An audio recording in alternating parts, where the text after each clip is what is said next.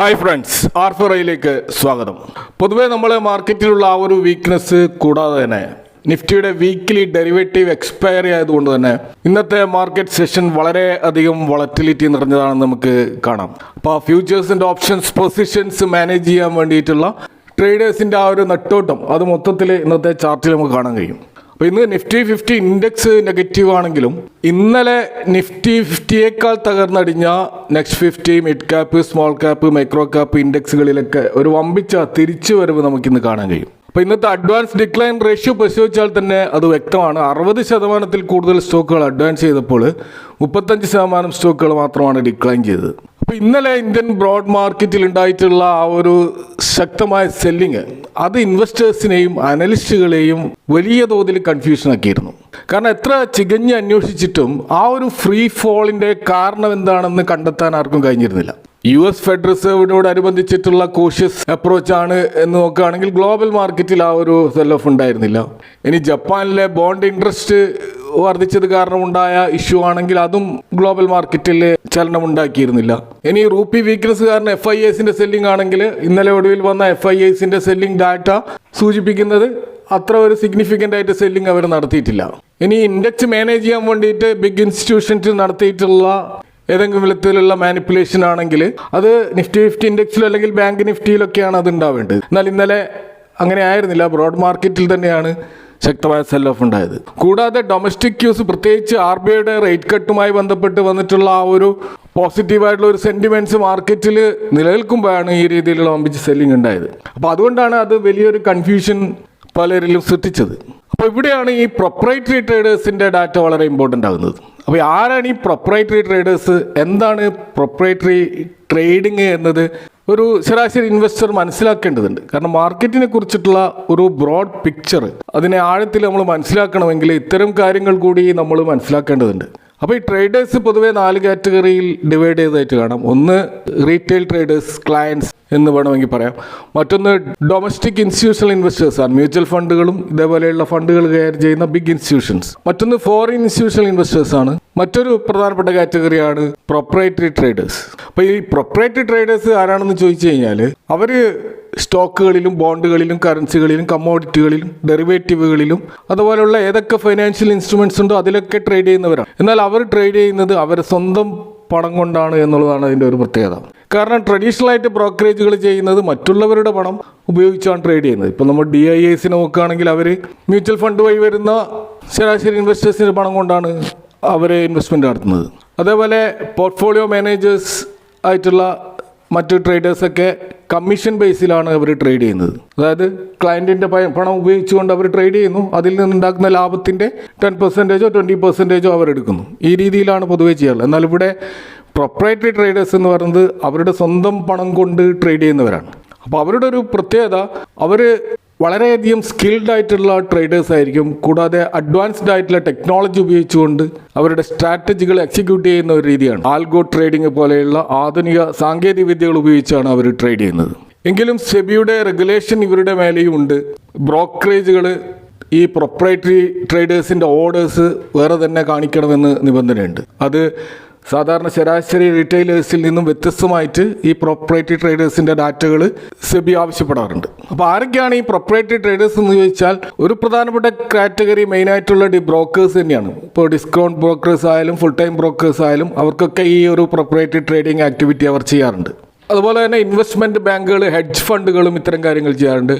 അതുപോലെ specialised proprietary ഫേമുകൾ ഇതിനായിട്ട് തന്നെ നിൽക്കുന്നുണ്ട്. അവരുടെ ജോലി തന്നെ ഈ ട്രേഡിംഗ് ആണ്. അപ്പോൾ കഴിഞ്ഞ ദിവസം ഇന്ത്യൻ മാർക്കറ്റിൽ ഉണ്ടായിട്ടുള്ള ആ ഒരു ഹെവി സെല്ലിംഗ്, പ്രത്യേകിച്ച് മിഡ് ക്യാപ് സ്മോൾ ക്യാപ്പിലൊക്കെ ഉണ്ടായിട്ടുള്ള ആ സെല്ലിങ്ങിൻ്റെ പിന്നിൽ പ്രൊപ്രൈറ്ററി ട്രേഡേഴ്സ് ആണ് ചെയ്തതെന്നാണ് ഡാറ്റകൾ സൂചിപ്പിക്കുന്നത്. എന്നാൽ അതൊരു പാനിക് ആയിട്ടുള്ള സെല്ലിംഗ് ആണോ അതല്ല ബോധപൂർവം തന്നെ മാനിപ്പുലേറ്റ് ചെയ്യാൻ വേണ്ടി അവർ ചെയ്തതാണോ എന്ന് വ്യക്തമല്ല. അപ്പോൾ ഈ പ്രൊപ്രൈറ്ററി ട്രേഡേഴ്സ് അവർ ട്രേഡ് ചെയ്യുന്നതിൻ്റെ പിന്നിൽ അവർക്ക് കിട്ടുന്ന പണത്തിൻ്റെ സോഴ്സ് എന്ന് പറയുന്നത് ബ്രോക്കറേജസുകളാണെങ്കിൽ നമുക്കറിയാം, നമ്മുടെ ട്രേഡിംഗ് അക്കൗണ്ടിൽ നമ്മൾ പണം നിക്ഷേപിക്കാറുണ്ട്. അവിടെ നിന്നാണ് നമ്മൾ സ്റ്റോക്കുകൾ വാങ്ങാനും വിൽക്കാനും ഒക്കെ പണം ഉപയോഗിക്കുന്നത്. എന്നാൽ ചില സമയത്ത് നമ്മുടെ ട്രേഡിംഗ് അക്കൗണ്ടിൽ പണം ഉപയോഗിക്കാതെ കിടക്കാറുണ്ട്.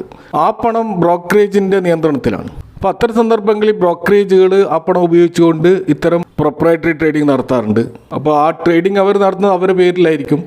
പക്ഷേ യഥാർത്ഥത്തിൽ ആ പണം നമ്മളെപ്പോലെയുള്ള ഇൻവെസ്റ്റേഴ്സിൻ്റെതായിരിക്കും. അപ്പോൾ ഇവിടെ ബ്രോക്കറേജ് ഇത്തരം ട്രേഡുകൾ ചെയ്യുമ്പോൾ അവർക്കുള്ള ഒരു അഡ്വാൻറ്റേജ് എന്താണെന്ന് വെച്ച് കഴിഞ്ഞാൽ അവർക്ക് മാർക്കറ്റിൻ്റെ കംപ്ലീറ്റ് ഇൻഫർമേഷൻ അവൈലബിൾ ആണ്. എവിടെയാണ് ഏറ്റവും അധികം ആളുകൾ സ്റ്റോപ്പ് ലോസ് വെച്ചിട്ടുള്ളത്, എവിടെയാണ് ഏറ്റവും അധികം ആളുകൾ ബൈങ് ഇൻട്രസ്റ്റ് കാണിക്കുന്നത്, അതുപോലെ ഒരു സ്റ്റോക്കിൽ എവിടെയാണ് ഏറ്റവും അധികം സെല്ലേഴ്സ് ആക്റ്റീവ് ആകുന്നത്. ഇത്തരം ഇൻഫർമേഷൻസ് സോഫ്റ്റ്വെയറുകൾ ഉപയോഗിച്ചുകൊണ്ട് അല്ലെങ്കിൽ ആൽഗോ സിസ്റ്റംസ് ഉപയോഗിച്ചുകൊണ്ട് കൃത്യമായിട്ടുള്ള ഡാറ്റ അവർക്ക് ലഭിക്കും.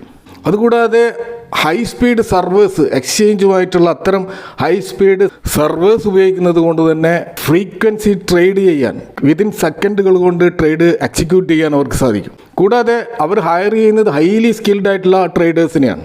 എന്നാൽ ഇവിടെ ഇവർക്ക് മാർക്കറ്റിനെ FIAസും DIAസും ചെയ്യുന്നത് പോലുള്ള അത്ര വലിയ ക്യാപിറ്റൽ ഇവരുടെ കയ്യിലില്ല. എങ്കിൽ പോലും കയ്യിലുള്ള ക്യാപിറ്റൽ വെച്ചുകൊണ്ട് അത്യാവശ്യം മാനിപ്പുലേഷൻസ് നടത്താൻ ഇവർക്ക് സാധിക്കും. എന്നാൽ മാർക്കറ്റിൽ നമ്മൾ സെർച്ച് ചെയ്ത് കഴിഞ്ഞാൽ ഇപ്പോൾ FIA DIAs ഡാറ്റ നമുക്ക് എല്ലാ ദിവസവും വൈകുന്നേരം അവൈലബിൾ ആണ്. അതേപോലെ പ്രൊപ്രൈറ്ററി ഫേംസ് ആരൊക്കെയാണ് ട്രേഡ് ചെയ്തത്, ഏതൊക്കെ സ്റ്റോക്കുകളിലാണ് ട്രേഡ് ചെയ്തത് എന്നതിനെക്കുറിച്ച് നമുക്ക് വ്യക്തമായ പിക്ചർ ഒരിക്കലും ലഭിക്കില്ല. എങ്കിലും വോളിയം ട്രേഡ് എത്ര അവർ നടത്തിയിട്ടുണ്ട് എന്ന് മനസ്സിലാക്കാൻ കഴിയും. അപ്പോൾ കഴിഞ്ഞ ദിവസം F&O അതുപോലെ അത്തരം മേഖലകളിലുള്ള വോളിയം ട്രേഡ് കുറയുകയും ഈ ഒരു ക്യാഷ് മാർക്കറ്റിലുള്ള സ്മോൾ ക്യാപ് മിഡ് ക്യാപ്സുമായിട്ട് ശക്തമായ വോളിയം വർദ്ധിക്കുകയും ചെയ്തതിൻ്റെ അടിസ്ഥാനത്തിലാണ് പ്രൊപ്രൈറ്ററി ട്രേഡേഴ്സാണ് ആ മേഖലയിൽ കഴിഞ്ഞ ദിവസം മാർക്കറ്റിനെ ശക്തമായി സെൽ ഓഫ് ചെയ്തത് എന്നാണ് ഒരു വിശദീകരണം. അപ്പോൾ ഇന്നും നമ്മൾ കാണുന്നത് ഈ ഒരു സ്മോൾ ക്യാപ് മിഡ് ക്യാപ്പിൽ ശക്തമായ ബൈങ് ആണ്. അപ്പോൾ ഇതൊരു ട്രാപ്പാണോ, അതല്ലെങ്കിൽ നല്ല വാല്യുവേഷനിൽ ഇഷ്ടംപോലെ സ്റ്റോക്കുകൾ അവൈലബിൾ ആയതുകൊണ്ട് അവിടെ ഒരു ബൈങ് ഇൻട്രസ്റ്റ് വന്നതാണോ, ബൈ ഓൺ ഡിപ്സ് എന്ന സ്ട്രാറ്റജി ഫോളോ ചെയ്യുന്നത് ബൈ ചെയ്തതാണോ എന്നും നമുക്ക് ഇപ്പോൾ വ്യക്തമല്ല. അതുകൊണ്ട് തന്നെ മാർക്കറ്റിൽ ഒരു വെയിറ്റ് ആൻഡ് വാച്ച് എന്നുള്ള ഒരു അപ്രോച്ച് സ്വീകരിക്കുന്നതായിരിക്കും നിലവിലുള്ള അവസ്ഥയിൽ ഗുണകരമാവുക.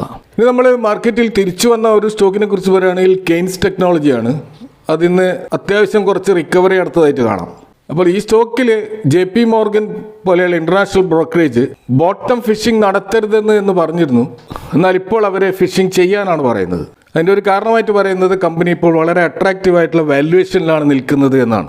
അതിൻ്റെ PEG റേഷ്യോ, അതായത് പ്രൈസ് ടു ഗ്രോത്ത് റേഷ്യോ 1 താഴെ വന്നിട്ട് 0.7 എന്ന ലെവലിൽ എത്തിയിട്ടുണ്ട്. അതുകൊണ്ട് തന്നെ നല്ലൊരു ബൈങ് ഓപ്പർച്യൂണിറ്റിയാണ് ഈ സ്റ്റോക്കിലുള്ളതെന്നാണ് പറഞ്ഞിട്ടുള്ളത്. അതിൻ്റെ അടിസ്ഥാനത്തിൽ ഒരു റാലി ആ സ്റ്റോക്കിൽ നിന്ന് നടന്നായിട്ട് കാണാം. അപ്പോൾ കൊടാക് സെക്യൂരിറ്റീസ് ഈ കമ്പനിയിലെ അക്കൗണ്ടിങ് പ്രാക്ടീസിൽ വന്നിട്ടുള്ള ഷോർട്ട് കമ്മിങ്സ് കണ്ടെത്തുകയും അത് പബ്ലിഷ് ചെയ്യുകയും ചെയ്തപ്പോൾ ആദ്യമൊക്കെ കെയ്ൻസ് ടെക്നോളജി മാനേജ്മെൻറ്റ് അത് നിഷേധിക്കാൻ ശ്രമിച്ചെങ്കിലും പിന്നീട് അവരുടെ തെറ്റുകൾ അവർ അംഗീകരിച്ചതായിട്ടാണ് നമ്മൾ കാണുന്നത്. ഇത്തരം എററുകൾ ഇനിയും ഭാവിയിൽ ആവർത്തിക്കില്ല എന്ന് അവർ പല ഇൻ്റർവ്യൂകളിലും പറഞ്ഞതായിട്ട് കാണാം. അവരുടെ ഓഡിറ്റ് ഫേമിനെയും ഒക്കെ മാറ്റാനുള്ള തീരുമാനവും അവർ പറഞ്ഞിരുന്നു. ഇപ്പോൾ JP മോർഗൻ ഇപ്പോൾ പറയുന്നത് ഇതിൻ്റെ കെയ്ൻസ് ടെക്നോളജിയുടെ ഫണ്ടമെൻ്റൽസിൽ യാതൊരു കുഴപ്പവും വന്നിട്ടില്ലെന്നും അതിൽ യാതൊരു ചേഞ്ചസും വന്നിട്ടില്ലെന്നും അവരുടെ വർക്കിംഗ് ക്യാപിറ്റലും റിസീവബിൾസിലും സ്ട്രെച്ചഡ് ആയിട്ടുള്ള ഒരു കാര്യം നടന്നിട്ടുണ്ടെങ്കിലും അതവർ അടുത്ത 3-4 ക്വാർട്ടറുകളിൽ തിരിച്ചു പിടിക്കുമെന്നുമാണ് JP മോർഗൻ്റെ അഭിപ്രായം. അപ്പോൾ അതുകൊണ്ട് തന്നെ അവർ ഇതിന് ഓവർ വെയിറ്റ് എന്നുള്ള പൊസിഷൻ കൊടുത്തുകൊണ്ട് 7550 എന്നുള്ള ടാർഗറ്റ് നിശ്ചയിച്ചുകൊണ്ടാണ് ബൈ റേറ്റിംഗ് കൊടുത്തിട്ടുള്ളത്. അതായത് 100% ഒരു അപ്സൈഡ് മൂവാണ് അവർ പ്രതീക്ഷിക്കുന്നത്. അതുപോലെ മാക്വറി എന്ന് പറയുന്ന മറ്റൊരു ബ്രോക്കറേജ് ഫേം കൊഡാക്കിൻ്റെ റിപ്പോർട്ടിനെ കുറിച്ച് കെയ്ൻസ് ടെക്നോളജി പറഞ്ഞിട്ടുള്ള കാര്യങ്ങൾ വളരെ റീസണബിൾ ആണെന്നും അത് വിശ്വാസയോഗ്യമാണെന്നും എന്നുള്ള ഒരു റിപ്പോർട്ടും കൊടുത്തായിരിക്കും. കാരണം അവരും ഇതിന് 7700 എന്നുള്ളൊരു ടാർഗറ്റ് കൊടുത്തുകൊണ്ട് ഔട്ട് പെർഫോം എന്നുള്ള ഒരു റേറ്റിംഗും കൊടുത്തുകൊണ്ട് 100% ഒരു അപ്സൈഡ് മൂവാണ് പ്രതീക്ഷിക്കുന്നത്. അപ്പോൾ കെയ്ൻസ് ടെക്നോളജി ഒരു തിരിച്ചുവരവിൻ്റെ പാതയിലാണെന്ന് നമുക്ക് മനസ്സിലാക്കാം. എങ്കിൽ പോലും അടുത്ത 1-2 ട്രേഡിംഗ് സെഷനിൽ ഈ പ്രൈസ് സ്റ്റെബിലൈസ് ചെയ്യുന്നുണ്ടോ എന്ന് നോക്കിക്കൊണ്ട് മാത്രം ഇതിൻ്റെ ഇൻവെസ്റ്റ്മെൻറ്റ് ഡിസിഷൻ എടുക്കുന്നതായിരിക്കും നല്ലത്. ഇതുപോലെ ഇൻ്റർനാഷണൽ ബ്രോക്കറേജ് ഫേമായിട്ടുള്ള ജെഫ്രീസ് അവരുടെ 2026 മോഡൽ പോർട്ട്ഫോളിയോ അത് ഒന്ന് നവീകരിച്ചതായിട്ട് നമുക്ക് കാണാൻ കഴിയും. അപ്പോൾ അവരുടെ ലേറ്റസ്റ്റ് ആയിട്ടുള്ള ഒരു സ്ട്രാറ്റജി നോട്ടിൽ അവർ പറയുന്നത് 6 സ്റ്റോക്കുകളെ അവരുടെ പോർട്ട്ഫോളിയോയിൽ നിന്ന് മാറ്റുന്നു എന്നുള്ളതാണ്. മാറ്റുന്ന സ്റ്റോക്കുകൾ ഒന്ന് ICICI ബാങ്ക്, മറ്റൊന്ന് NTPC, Tata steel, Crompton consumer, Belrise industries and IndiGo. ഈ 6 സ്റ്റോക്കുകളാണ് അവരുടെ പോർട്ട്ഫോളിയോയിൽ നിന്ന് മാറ്റുന്നത്. അതിന് പകരമായിട്ട് അവർ ആഡ് ചെയ്യുന്നത് ഒന്ന് ആക്സിസ് ബാങ്ക്, മറ്റൊന്ന് AU small finance bank, BPCL, JSW energy, Godrej properties, കൂടാതെ സംവർദ്ധന മദേഴ്സൺ ഇൻ്റർനാഷണൽ. ഈ സ്റ്റോക്കുകളാണ് അവർ പുതുതായിട്ട് അവരുടെ പോർട്ട്ഫോളിയോയിൽ ആഡ് ചെയ്യാൻ പോകുന്നത്. അപ്പോൾ ഇന്റർഗ്ലോബ് ഏവിയേഷൻ അഥവാ ഇന്ത്യയുടെ പാരന്റ് കമ്പനിയെ അവർ ഒഴിവാക്കുന്നതിന് പിന്നിൽ ഏറ്റവും ഒടുവിൽ ആ സ്റ്റോക്കിൽ നടന്നിട്ടുള്ള വിവാദങ്ങളാണ് പ്രേരിപ്പിച്ചത് എന്ന് മനസ്സിലാക്കാം. അതുപോലെ AU സ്മോൾ ഫിനാൻസ് ബാങ്കിലും അവർ ബുള്ളിഷ് ആവാനുള്ള കാരണം അതിൻ്റെ യൂണിവേഴ്സൽ സ്റ്റാറ്റസ് ഒരു കാരണമാണെന്ന് പറഞ്ഞതായിട്ട് കാണാം. അതുപോലെ ICICI ബാങ്കിനെയും HDFC ബാങ്കിനെയും അപേക്ഷിച്ച് കുറച്ചുകൂടി വാല്യുവേഷൻ ഓക്കെ ആയിട്ട് കാണുന്നത് ആക്സിസ് ബാങ്ക് ആണെന്നും അതിൽ ഇനിയും ഒരു പൊട്ടൻഷ്യൽ ഉണ്ട് എന്നുമാണ് ICICI ബാങ്കിന് പകരം ആക്സിസ് ബാങ്കിനെ ഉൾപ്പെടുത്തിക്കൊണ്ട് അവർ പറഞ്ഞിട്ടുള്ളത്.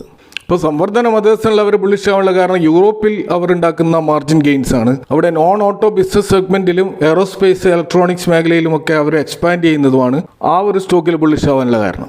അതുപോലെ JSW എനർജിയിൽ അതിൻ്റെ സ്ട്രോങ് ആയിട്ടുള്ള കപ്പാസിറ്റി അഡീഷൻ പൈപ്പ് ലൈൻ അതാണ് അവരെ ബുള്ളിഷ് ആവാനുള്ള ഒരു കാരണമായിട്ട് കാണുന്നത്. അതുപോലെ BPCLനെ അവർ അണ്ടർ വെയ്റ്റ് എന്ന ലെവലിൽ നിന്നാണ് ന്യൂട്രൽ എന്ന പൊസിഷനിലേക്ക് മാറ്റിക്കൊണ്ട് മോഡൽ പോർട്ട്ഫോളിയോയിൽ ആഡ് ചെയ്തിട്ടുള്ളത്. അപ്പോൾ ലോവർ ലെവൽ നിൽക്കുന്ന ക്രൂഡ് ഓയിൽ പ്രൈസ് ആണ് ഈ സ്റ്റോക്കിൽ ഒരു സപ്പോർട്ടീവായിട്ട് നിൽക്കുന്നത് എന്നാണ് ജെഫ്രീസിൻ്റെ കണ്ടെത്തൽ. അതുപോലെ റിയൽറ്റി സെഗ്മെൻറ്റിൽ ഗോദ്രേജ് പ്രോപ്പർട്ടീസിൻ്റെ ഗ്രോത്ത് 15-20% ആനുവലായിട്ടുണ്ടാവും എന്നുള്ള ഒരു സ്റ്റഡി റിപ്പോർട്ടിൻ്റെ അടിസ്ഥാനത്തിലാണ് അവർ അതിലും ബുള്ളിഷാതെന്ന് കാണാം. ഇപ്പോൾ മൊത്തത്തിൽ അവർ ചില സെഗ്മെൻറ്റിൽ ഇപ്പോഴും അണ്ടർ വെയ്റ്റ് ആണ്. ഇപ്പോൾ IT, consumer staples, health care, industrials എന്നിവയിൽ അവരിപ്പോഴും അണ്ടർ വെയ്റ്റ് ആണ്. അതേസമയം bank, telecom, auto, cement, realty അതുപോലെ യൂട്ടിലിറ്റീസ് പോലെയുള്ള മേഖലയിലുമാണ് അവർ ബുള്ളിഷായിട്ട് നിൽക്കുന്നത്. ഇതൊക്കെയാണ് ഇന്നത്തെ മാർക്കറ്റായി നിങ്ങളുമായി ഷെയർ ചെയ്യാനുള്ള ഈ വിഷയങ്ങളുമായി ബന്ധപ്പെട്ട നിങ്ങളുടെ അഭിപ്രായങ്ങളും കമൻറ്റുകളും അറിയിക്കാം. Thank for watching. See next time with another video.